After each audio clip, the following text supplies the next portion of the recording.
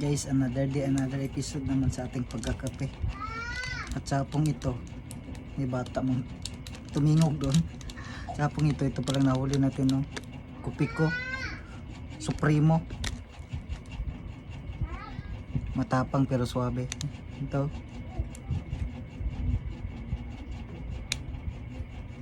Kopiko Supremo Premium Instant Coffee. Ah, hindi pala to classic, premium pala to.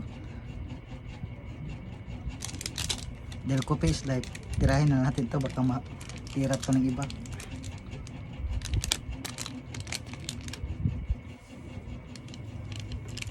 Katulad din pala to ng stick ng Nescafe at saka ng greatest.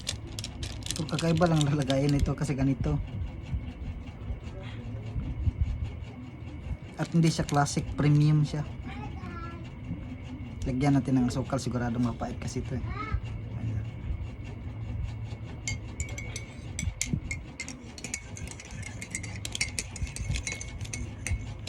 Premium. Kayo kung hindi pa kayo nagkakape sa hapon na to, subukan nyo na to. Kopiko Premium Supremo. Ah, parang nakakatakot tong kape na to.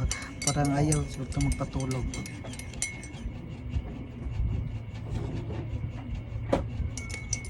Sigurado tong kape na to matapang. Ah, kaya pala dito may nakalagay matapang pero suabe.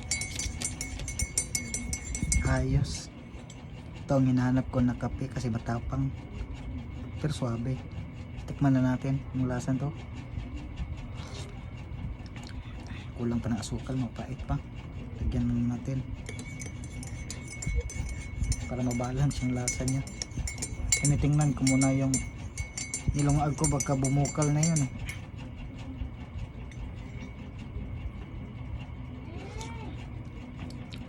Kulang pa.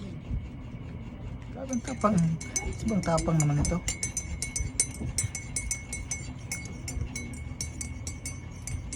Halal pala tong kape na to, Indonesia.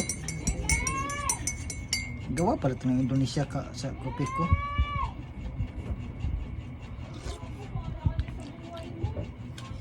Kulang pa talaga. Tama na to.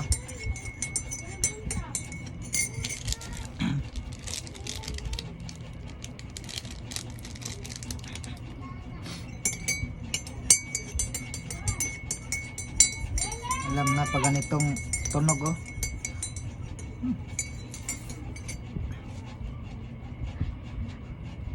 Kape tayo, cheers.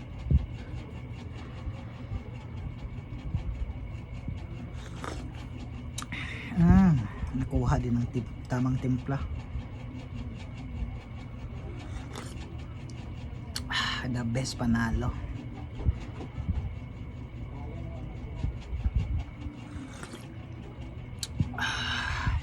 Grabe, panalo talagang kape na to.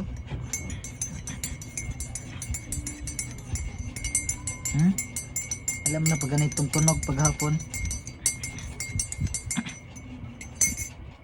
Pag ganitong tunog at hapon, alam mo na ibig sabihin yan. Maganda ka na ng kape at saka asukal. Ito. The best, panalo.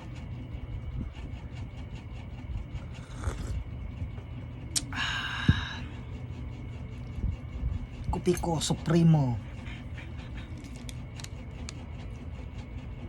Kopiko Supremo. Isang stick, isa ding cup. Pero pwede yan siguro to dalawahin. Kasi marami din naman ang laman niya.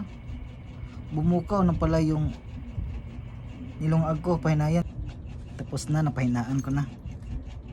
Kape na. Baka gusto mong magkape dyan, oh. Pampabuhay ba sa araw.